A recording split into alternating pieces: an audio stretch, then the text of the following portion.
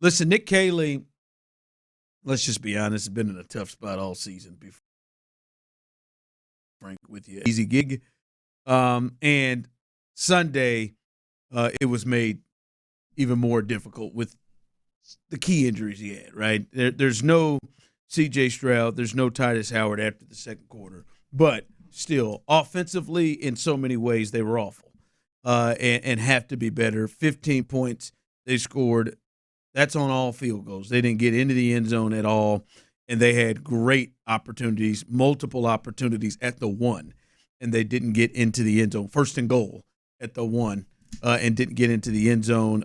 They were 4 for 8 on third and fourth downs combined, 3 for 17 on third down, 268 total yards, 77 yards rushing. As I said, no C.J. Stroud, no Titus. Didn't have any turnovers in the game, so that wasn't a problem. How would you say you thought Nick Caley did yesterday with everything he had to deal with? Look, I think he left a lot to be desired. I don't blame, I think I'm probably in the minority here. I don't blame a lot on him. I think this is a D'Amico problem more so than anything, even more so than the injuries. I think the injury just kind of magnified the already issues of that this offense has.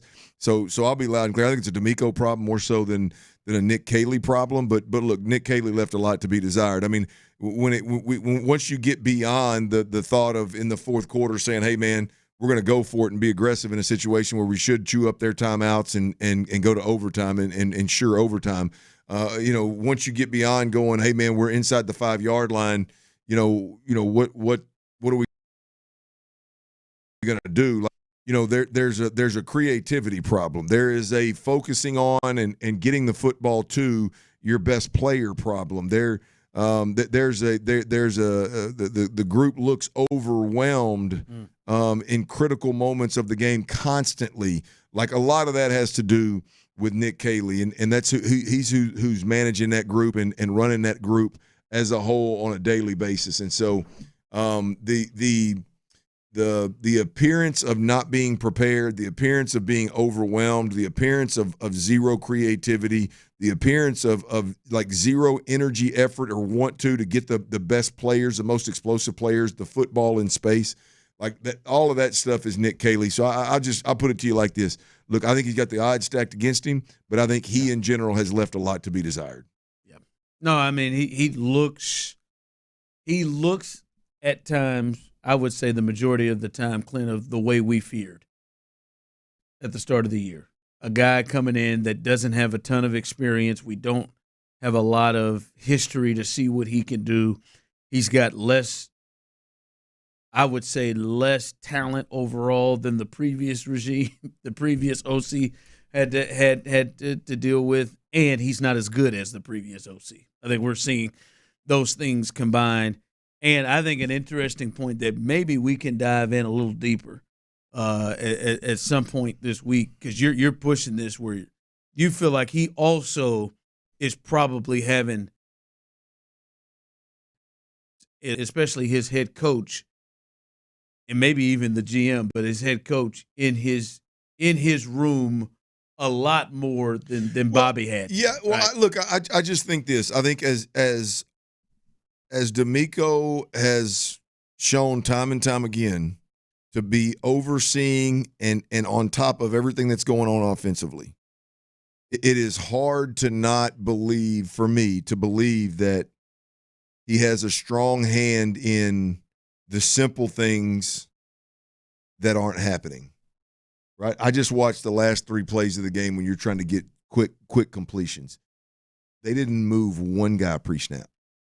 3 plays, they didn't move one guy pre-snap. Not one. Not one guy to get a free release. Not one guy to see what the coverage was. Not one guy to get a pick play in the quick throw in the flats. Not one guy to force the defense to make a call and adjust. Just line up, stationary, vanilla as can be, and run mirrored quick routes. Like there is you can't tell me, like, if I'm D'Amico Ryans and I'm the head coach, just knowing what I know about offensive football, I'm going to Nick Caley a month ago and saying, why do we never use hard counts? Why do we not have why in critical moments do we not have motions? How many times are we going to line up in short yardage situations in heavy personnel and not get it before we try to spread these guys out and do a little something different? Guys that are jogging around. How come nothing's crisp? Yeah. You know what I mean? How come, like to your point, how come our playmakers disappear in from game plan to game plan? Yeah, don't even get on the field. These are all football 101 things. Why are we rotating left guards?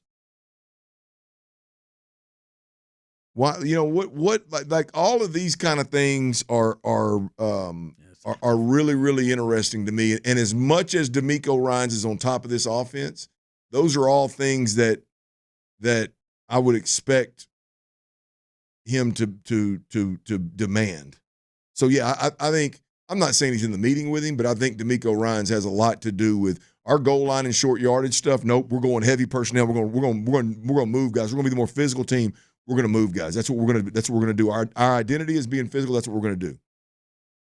Whereas if I'm DeMeco Ryans right now, I'm going to go up and say, hey, Bob, we're not that team.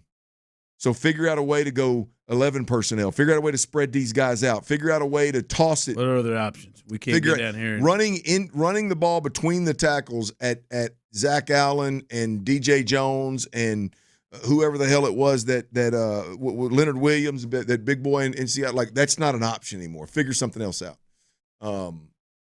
So yeah, I do. I think DeMeco Ryans has a heavy hand in what's going on offensively. I think he's responsible for a lot of it. Yeah. Well, yeah, and that's a lot. That's a lot more than what he was doing in his previous couple of years